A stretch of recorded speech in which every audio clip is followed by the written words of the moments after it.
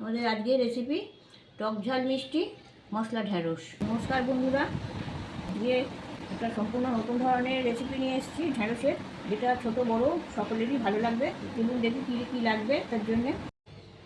টক ঝাল মিষ্টি মশলা ঢ্যাঁড়স বানাতে প্রথমে একটা ভাজা মশলা করে নিচ্ছি।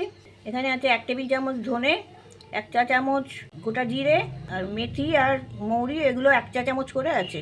এর সাথে স্বাদ বাড়াতে একটা শুকনো লঙ্কা দিয়ে দিচ্ছি। এগুলো হালকা করে ভেজে নিয়ে আধ কোটা বেটে নেবো।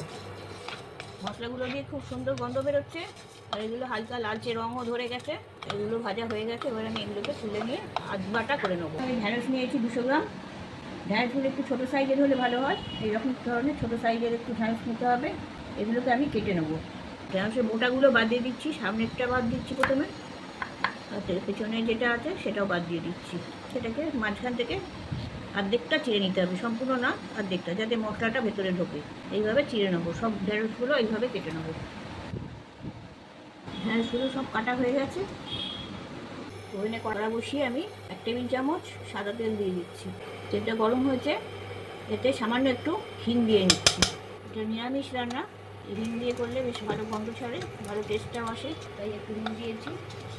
তেলে হিঙের গন্ধটা বেশ ভালোভাবে ধরে গেছে। এবার যে ঢ্যাঁড়সগুলো কেটে রেখেছিলাম সেগুলো দিয়ে দিচ্ছি।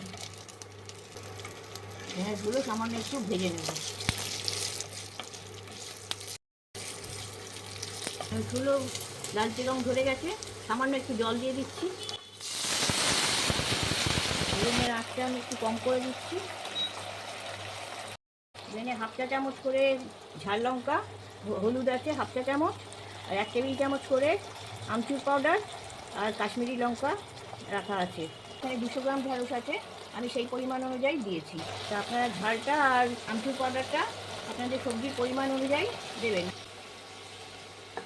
স্বাদ মতো নুন দিয়ে দিচ্ছি, 1 টেবিল চামচ চিনি দিচ্ছি, এগুলো মিক্স করে দিচ্ছি। ভাজা মশলা যেটা বেটে রাখা হয়েছিল আধ কোটা করে, সেটা দিয়ে দিচ্ছি। সবটাই দিয়ে দিলাম।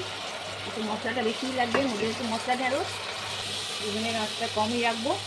এবার এটাকে ভালো করে আমি একটু কষিয়ে নেব। 2 মিনিট একটু নাড়াচাড়া করে নেবো। 2টো কাঁচা লঙ্কা দিয়ে দিলাম সব শেষে। 2 মিনিট আমি নাড়াচাড়া করে নিয়েছি। মশলাগুলো সব ভাজা হয়ে গেছে, তেলটাও ছাড়তে শুরু করে দিয়েছে। এবার আমি সামান্য একটু রোস্টেড কসুরি মেথি হাতে পিষে দিয়ে দিচ্ছি।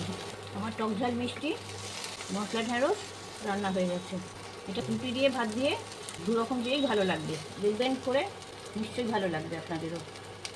আপনারা যদি টকটা একটু বেশি খেতে চান তাহলে উপর থেকে সামান্য ওই চাট মশলা অথবা আমচুর পাউডার ছড়িয়ে দেবেন, আমি সেইটাই করেছি।